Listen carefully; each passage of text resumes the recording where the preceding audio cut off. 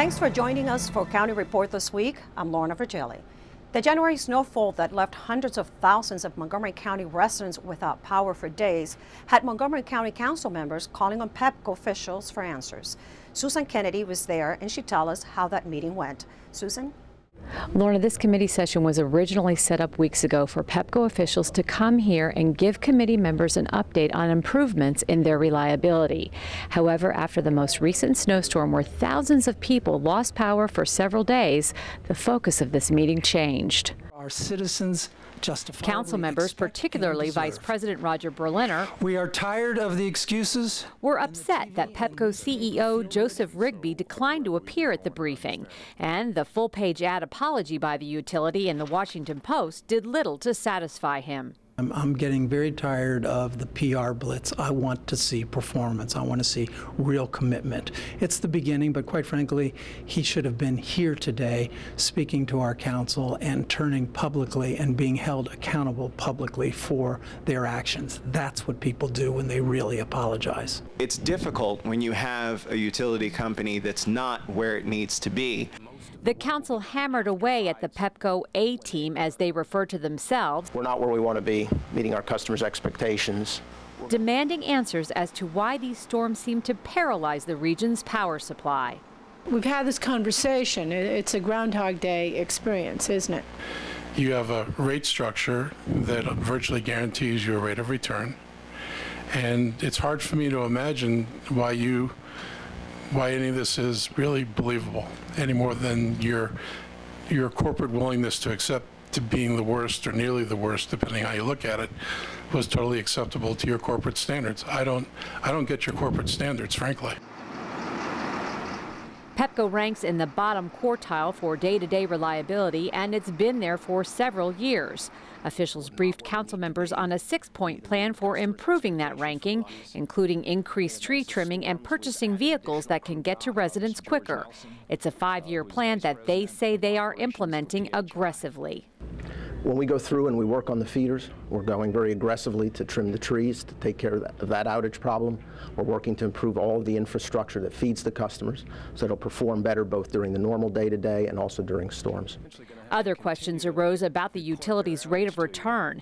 State regulations allow utilities to collect higher fees to compensate for outages. This is a crisis that needs to be resolved now. I'm Susan Kennedy for County Report This Week. Also this week, the council received a briefing from the Office of Emergency Management and Homeland Security on the January 26th storm event and the coordinated county response. That storm left 6 to 12 inches of heavy snow and brought traffic around the county to a virtual stop for hours. Council member Phil Andrews told us what kind of job he thinks the county did. I think our fire and rescue personnel, our police personnel, the folks that clear the streets of snow, health and human services people helping people who needed shelter, I think they all did a great job. The problem, it seems to me, since we had gridlock on the streets, which caused great problems for getting these jobs done, especially for public safety personnel and for highway services cleaning and plowing the streets, is that we had a problem with the regional approach to having employees go home before the snow started. And while the federal government had a early dismissal, and while the county government had liberal leave offered, they weren't successful in ensuring that employees actually got home before the snow began, or stayed in place if they didn't leave in time. And during that same storm, a county resident suffered a heart attack while shoveling snow. Getting him to the hospital was a challenge, but he survived. Mel Newman recently met with the first responders that saved his life. Thank you is an inadequate expression of the gratitude I feel. It was a reunion to celebrate life and give thanks. Rockville resident Mel Newman came to Fire Station 23 to meet the firefighters that saved his life. On the evening of the rush hour snowstorm, the 73-year-old was shoveling snow and had a heart attack. I was shoveling for about probably half hour, 45 minutes, and I got some pressure, not real pain. I never had any pain, but pressure and tightness in the middle of my chest. and that was not usual for me. I've never experienced anything like that. His wife called 911, and firefighters from Station 23 in Rockville came to the rescue. My husband was not looking good. I mean, he had oxygen on, and the traffic was unbelievable. There was cars stuck everywhere. The street, Old Georgetown Road, had not been plowed, so it took us forever to get there. We ran out of oxygen. It was a race against time in the storm, but the critical and effective pre-hospital care received inside Engine 723 saved his life. We did a 12-lead EKG, administered oxygen, obtained or initiated an IV, gave him aspirin, gave him nitroglycerin, and then continued to repeat the assessment, the EKG, and the vital signs. The Newmans are thankful to the medic service received en route to Suburban Hospital and glad they called 911 just in time. This is important that Mr. Newman or someone in his family dialed 911. Even in the height of a storm, we have to respond. And during the storm in January that we just experienced, fire rescue responded to every 911 call, regardless of the conditions that were out there. Newman survived a cardiac arrest during a challenging situation. Now he's just back to work. Montgomery County's Organizational Reform Commission presented its final report to the County Council and County Executive. The commission outlined a blueprint for restructuring some agencies and recommended changes in processes and operations that could save at least $30 million per year to the county. One of those recommendations was to merge the Park Police into the County Police Force, combining park and recreational services. County Executive Isiah Leggett had this to say. So the commission has got it right. We need to make certain that we proceed in an orderly fashion to ensure that we do this in a timely fashion. But I'm convinced that this is the right thing for us to do. It will enhance or maintain public safety, and it would also reduce some of the duplications and provide a great deal of revenue for the county. The Department of General Services, through its Office of Procurement, is engaging the small business community in the county to promote its local Small Business Reserve program. In the program, the county's departments and agencies make it a commitment to allocate 20% of the purchase of goods and services for the small business community. We've expanded the number of registered vendors from 200 to over 1,000. In the last year, we've quadrupled the number of solicitations that we've issued specifically to local small businesses. We've cut by over 60% the previous exemptions that took procurement opportunities away from business and directed them to the local business community. We're seeing extreme expansion in the solicitation offerings as well as the actual value of contracts awarded to local businesses. The local Small Business Reserve program grants between $300 million to $400 million a year to small businesses and county contracts. For more information, visit montgomerykountymd.gov/DGS. When we come back, we'll tell you how the County Department of Transportation is working to improve services. And we will talk to Captain Starks about the arrest of a first-grade teacher accused of assaulting her students.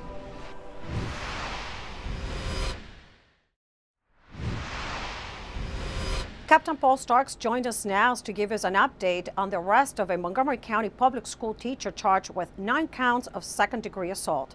Captain Starks? Well, Lorna, on January 7th, 3rd District officers responded for a report of a 7-year-old male student who complained that he had been assaulted by his first-grade teachers. That report was forwarded to the Family Crimes Division, and detectives ended up going to Greencastle Elementary School in the Briggs Cheney area of Silver Spring.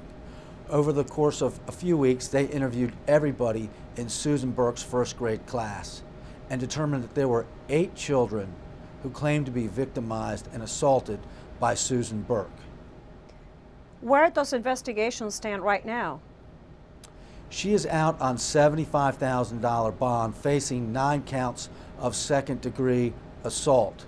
Investigators are continuing to coordinate with school board to determine if there are any other victims. And the children, how are they doing? The children are receiving counseling if they so desire, and that's being coordinated through school board. There was never any injuries that required treatment. Thank you, Captain Starks. The first segment of the Inter-County Connector is ready to open for traffic.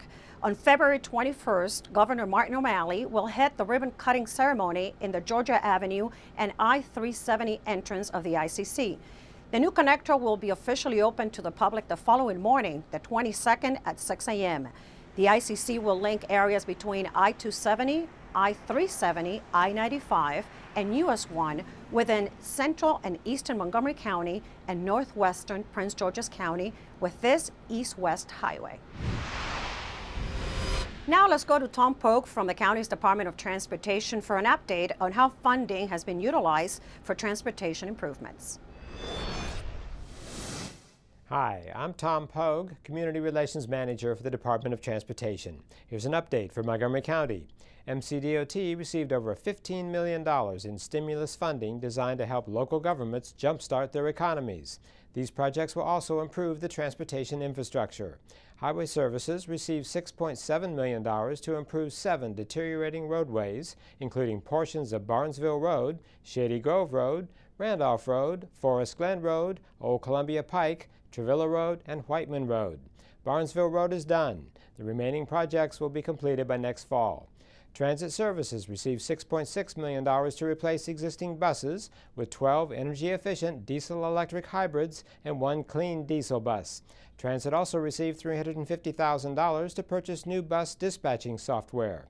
Traffic Engineering received $1.8 million for 4 projects to improve traffic and pedestrian safety, including installation of additional traffic signal power backups and streetlights along Maryland 124.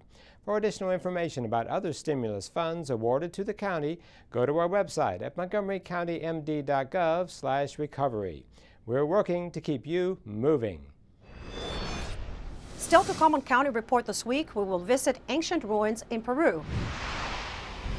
And we'll take you on a photographic journey that highlights Holocaust survivors.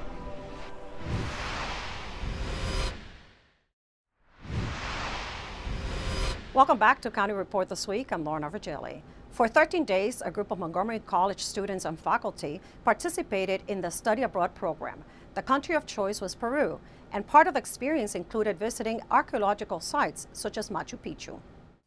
From December 27, 2010 to January 8, 2011, Montgomery College featured its latest Study Abroad program.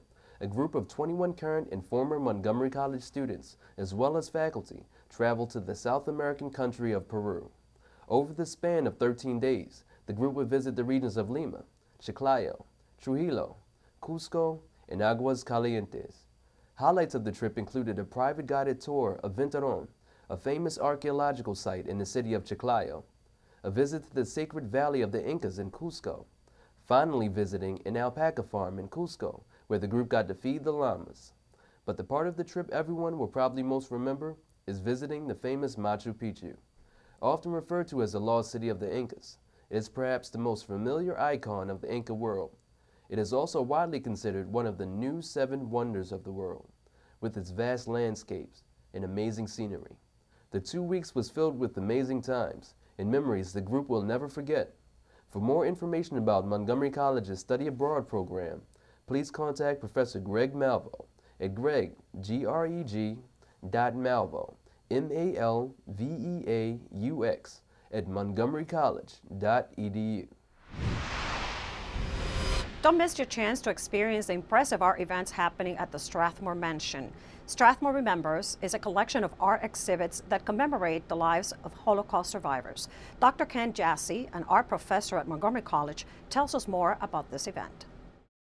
Okay, the Strathmore exhibit called Strathmore Remembers has the Portraits of Life panels. It has Esther Krinitz's Fabric of Survival, and there's some concerts being given as well.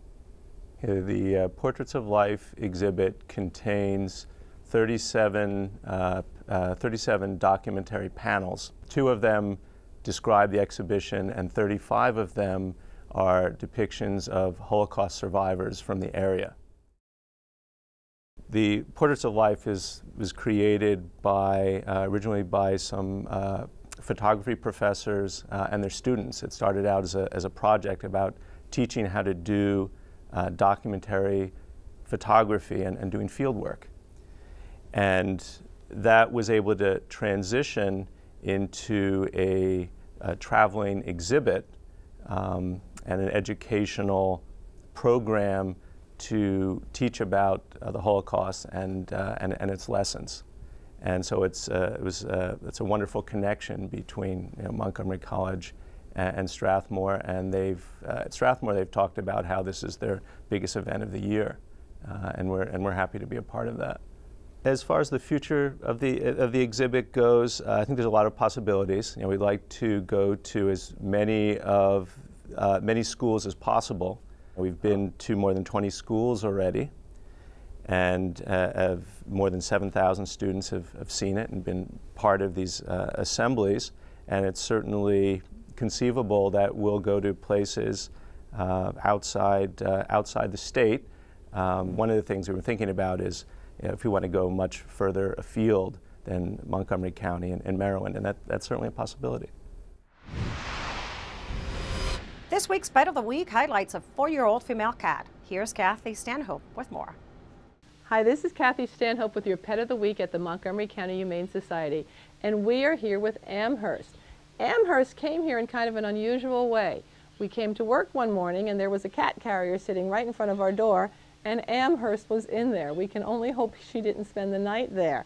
But she's about 4 years old. As you can see, she's gray and white. She's very friendly. She's a little scared right now, but she loves other animals. She loves kids. She loves laps. She's really very, very playful. She's not quite sure what's going on now, so she's a little tense, but she really is looking for a home that she can sit in your lap all day or curl up on the cushion. She's a very pretty cat. For anybody who really likes gray cats, I don't know if you can see it on the TV, but she's just a beautiful lush color of gray with the white trim that makes her look very dignified and very cute. She's a nice cat, so come on down to the shelter and meet Amherst or another cat like her. And remember, the winter can be really hard on your animals. Now, Amherst here does have a few pounds on her, but other animals sometimes can really burn through calories in the winter. So sometimes your animals, especially dogs, might need a few extra calories in the winter. So you might want to keep track of that and give them a little bit more food in the winter to kind of adjust accordingly. But come on down to the shelter, visit Amherst or another cat like her, visit us on the web at mchumane.org, or call us at 240-773-5967. Coming up, we will go to Brookeside Gardens and show you how some common plants can help the environment inside our homes. And we will show you a new method for printing that is environmentally friendly.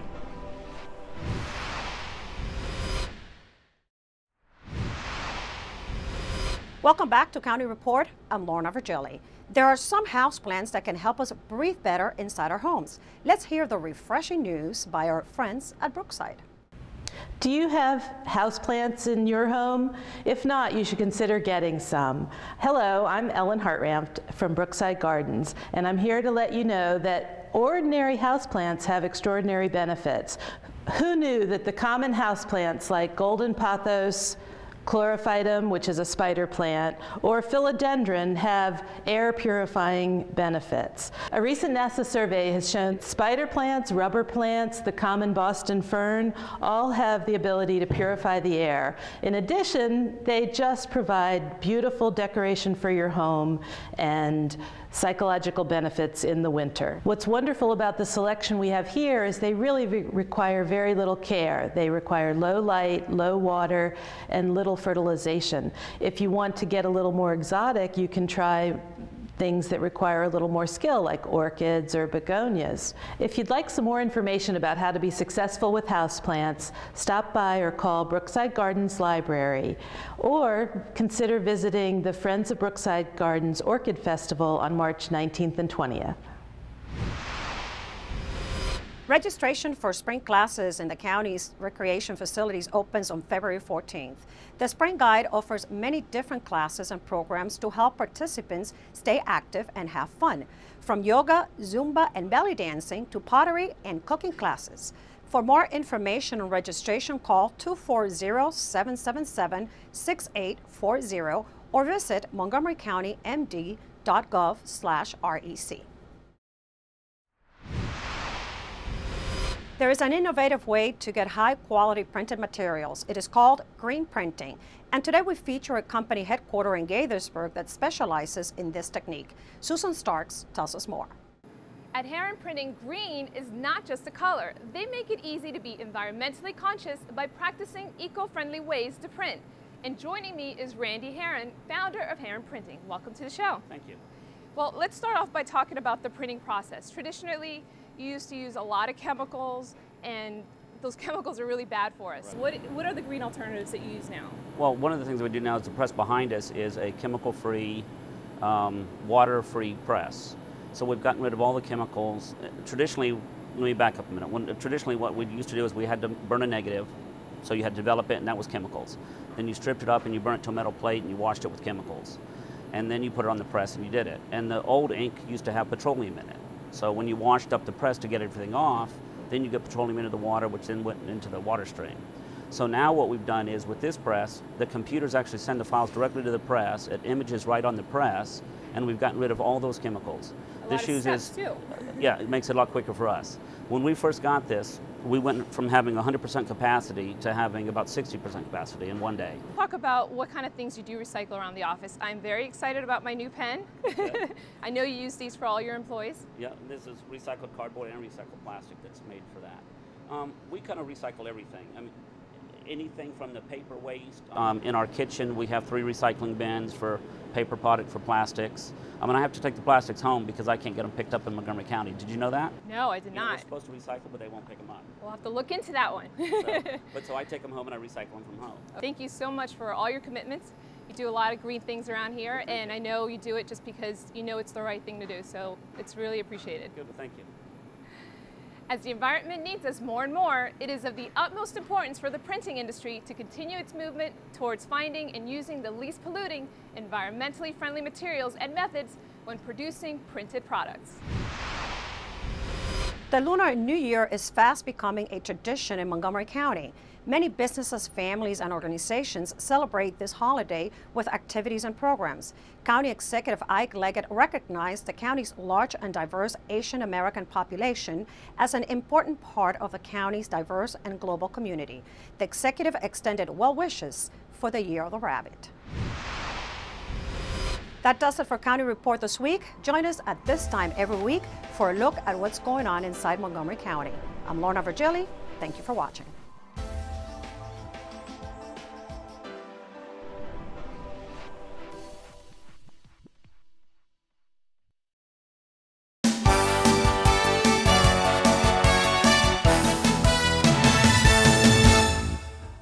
Hans Reamer, Montgomery County Council member at large, will speak on making a difference, working in nonprofits and political campaigns at MC's Tacoma Park Silver Spring campus on February 18th.